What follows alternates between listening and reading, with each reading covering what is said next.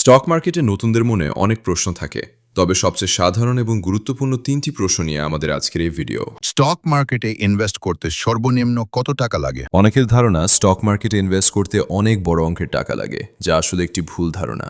আপনি মাত্র $100 বা তার চেয়েও কম দিয়ে বিনিয়োগ শুরু করতে পারেন। রবিনহুডে আপনি $10 দিয়ে একটা স্টকের অংশবিশেষও কিনতে পারবেন। শেয়ার বাজার কি জুয়া? এখানে কি সবাই টাকা হারায়? এটি নতুনদের জন্য সবচেয়ে বড় ভয়ের জায়গা। শেয়ার বাজার জুয়া নয়, এটি একটি ব্যবসা। যখন আপনি কোনো শেয়ার কেনেন, আপনি সেই কোম্পানির আংশিক মালিক হন। মানুষ তখনই টাকা হারায় যখন তারা না বুঝে অন্যের কথায় বা হুজুগে পড়ে পেনি স্টক বা কম দামের খারাপ কোম্পানির শেয়ার কেনে। যদি আপনি ভালো ফান্ডামেন্টাল আছে এমন কোম্পানিতে লং টার্ম ইনভেস্ট করেন, তবে রিস্কের চেয়ে প্রফিটের সম্ভাবনাই বেশি থাকে। আমি কখন শেয়ার কিনব আর কখন বিক্রি করব? সঠিক সময়ে এন্ট্রি এবং এক্সিট নেওয়াটাই হলো আসল কৌশল। কখন কিনবেন? যখন কোনো ভালো কোম্পানির শেয়ারের দাম তার প্রকৃত মূল্যের নিচে থাকে, অথবা টেকনিক্যাল চার্টে কোনো স্ট্রং সাপোর্ট লেভেলে থাকে। কখন বিক্রি করবেন?